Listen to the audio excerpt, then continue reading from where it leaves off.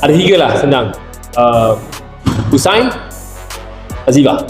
Ketiga ni memang ada kriteria untuk ke final tetapi jika lalai, yang belakang ni jangan main-main. Ini yang belakang lagi ni, ini pun hebat ni.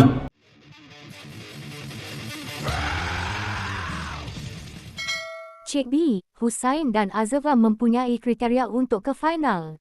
Itulah kenyataan yang dikeluarkan oleh Datuk AC Mizal apabila juri tetap program Talk to My Manager musim kedua itu mendedahkan kepada wartawan siapakah di antara peserta yang bakal menempatkan diri ke peringkat akhir program tersebut.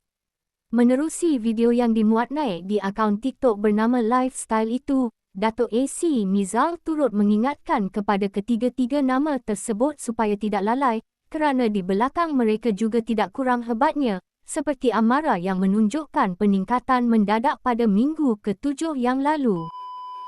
Dia masuk minggu ke-7, minggu depan masuk ke semi-final. So mungkin Tok boleh nampak siapa yang ada improvement semua kan? Mungkin Tok boleh bagi 2 nama siapa yang Tok rasa yang setakat ni fit untuk ke final. Bagi saya, dari segi keseluruhan Keseluruhan. Cik B, ada 3 lah, senang. Husain, Azifah. Ketiga ni memang ada kriteria untuk ke final tetapi jika lalai, yang belakang ni jangan main-main.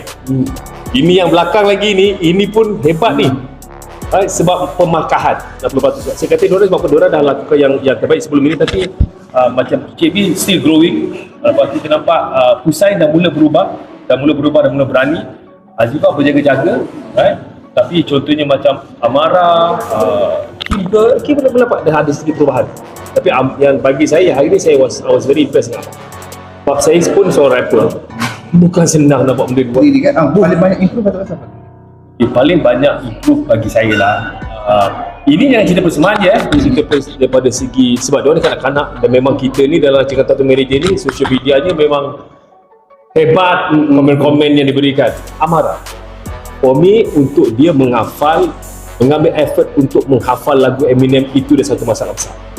Language satu lagi masalah besar. Performance wise satu masalah besar. Menari lagi satu masalah besar.